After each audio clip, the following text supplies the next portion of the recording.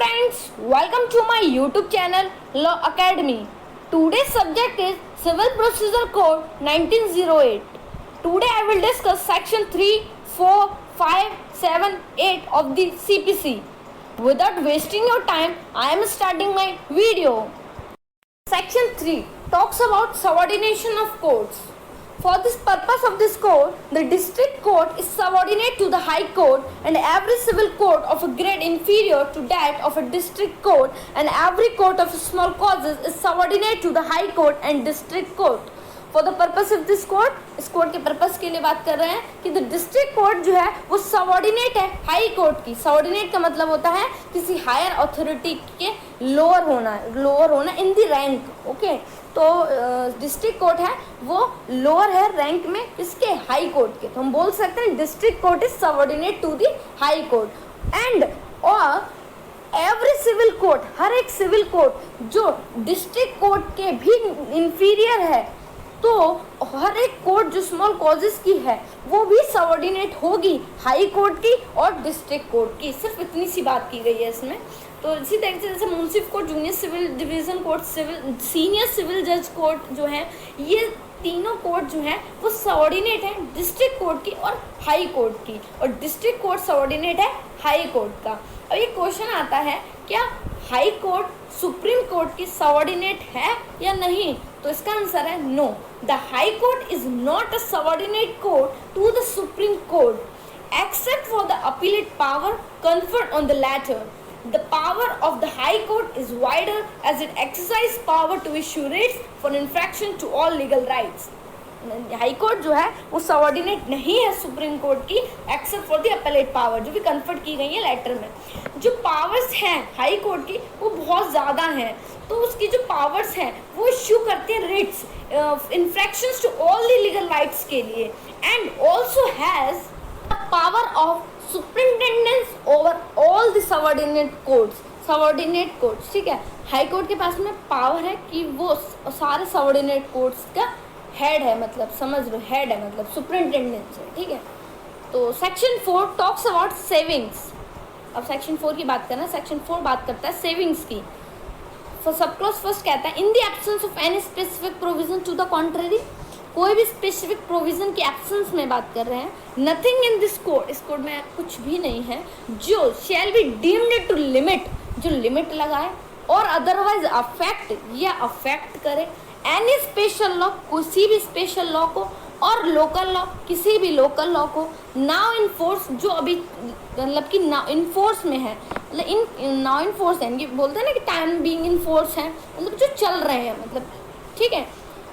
और या any special jurisdiction, या कोई स्पेशल जुरिसडिक्शन की बात कर रहे हैं, और या पावर जिसमें कन्फर्ट कर दी जा रही हो, या any special form of procedure prescribe, या कोई भी स्पेशल फॉर्म जिसमें प्रोसीजर को प्रिस्क्राइब किया गया हो बाई और under any other law for the timing in force, या कोई भी किसी भी लॉ के अंडर में जो लॉ जो है वो टाइमिंग इन फोर्स है. ठीक, सेकंड को बात करते हैं, फिर उसको हम शॉर्ट में समझाते हैं कि है क्या है. ठीक है, सबको सेकंड कहता है in the particular and without prejudice to the generality of the proposition content in subsection 1. यहाँ पे क्या बात करी, जो हमने अभी सेक्शन 1 में बात की थी उसी की बात में हमने बोला कि without prejudice to the generality of the कहता है प्रपोजिशन को कंटेंट करता है सबसेक्शन 1 में. ठीक है, उसके क्या कहता है नथिंग इन दिस कोड, इस कोड में कुछ भी नहीं है जो shall be deem to limit लगाए अदरवाइज अफेक्ट करे किसी भी रेमेडी को. हमने ऊपर बात की थी वही बात को नीचे बात कर रहे हैं. ठीक है, अब वो कहाँ क्या कर सकते हैं, यहाँ पे हमने बात कर दी. क्या बोला यहाँ पे, shall be deemed to limit और अदरवाइज अफेक्ट एनी रेमेडी. इस कोड में ऐसा कुछ भी नहीं है जो लिमिट लगाए या अफेक्ट करे किसी भी रेमेडी को जो एक लैंड होल्डर या लैंडलॉर्ड को दी गई है अंडर किसी भी लॉ में जो टाइमिंग इन फोर्स है. किसके लिए दी गई है remedy? For the recovery of rent of agricultural land from the procedure of such land. Agricultural land के रेंट की रिकवरी के लिए वो रेमेडी दी गई है लैंड होल्डर और लैंडलॉर्ड को. जो प्रोसीजर जो है वो उस लैंड में, यानी कि जो उस लैंड के प्रोसीजर के लिए एक एक्ट है, लोकल लॉज है, उसमें दिया गया है. तो इसमें सीधी सी बात ये है कि सेविंग्स का मतलब यहाँ पर ये बात बता रहा है कि इस कोड में ऐसा कोई भी प्रोविज़न नहीं है जो किसी के लोकल लॉ या स्पेशल लॉ को में लिमिट लगाए या अफेक्ट करे कि उस अब उसकी रेमेडी को अफेक्ट करे या लिमिट लगाए। जैसे कि एक लैंड होल्डर और लैंडलॉर्ड को मिली गई है किसी भी अंडर लॉ में जो टाइमिंग इन फोर्स है for the recovery of the rent of the agricultural land. इतनी सी बात इसमें कही गई है। Section 5 talks about application of the code to the revenue courts. इसका हिंदी में मतलब होता है संहिता का राजस्व न्यायालयों को लागू होना। क्या मतलब होता है? संहिता का राजस्व न्यायालयों को लागू होना। ठीक, तो इसका मतलब यह है कि रेवेन्यू कोर्ट्स के ऊपर जो सिविल कोड है वो एप्लीकेबल होता है या नहीं, ये क्वेश्चन है। तो इसका आंसर है नहीं होता एप्लीकेबल, लेकिन हो सकता है। इस चीज़ को आप समझ जाओ कि आप इस चीज़ समझ जाओगे तो सेक्शन ही ख़त्म, समझ जाओ ये। तो इसका मतलब है कि हम रेवेन्यू कोड के ऊपर सिविल प्रोसीजर कोड एप्लीकेबल नहीं होता, लेकिन हो सकता है एप्लीकेबल। ठीक है, और वो कैसे होगा? वो स्टेट गवर्नमेंट के थ्रू ऑफिशियल गैजेट में नोटिफिकेशन के थ्रू वो उसमें वो जो पर्टिकुलर जो प्रोसीजर है वो अप्लाई कर सकते हैं रेवेन्यू कोड के एक्ट में। बस इतनी सी। और रेवेन्यू कोड कौन सी बात करें? रेवेन्यू कोड जो है वो उनके पास में एक हैविंग जुरिसडिक्शन होता है। वो किसका होता है? अंडर किसी भी लोकल लॉ का, जो एंटरटेन करते सूट्स को और कोई भी प्रोसीडिंग्स को जो रिलेटिंग टू द रेंट है, रेवेन्यू है और प्रॉफिट्स ऑफ लैंड है use for the agricultural purposes, और उसमें इंक्लूड नहीं होते सिविल कोड। इतनी सी बात है बस इसमें। ठीक, अब आगे बढ़ते हैं। सेक्शन 6 को हम इसमें कवर नहीं करेंगे। सेक्शन 6 बात करता है पिक्यूनरी जुरिसडिक्शन की, तो हम उसको जुरिसडिक्शन के टॉपिक में नेक्स्ट वीडियो में कवर करेंगे।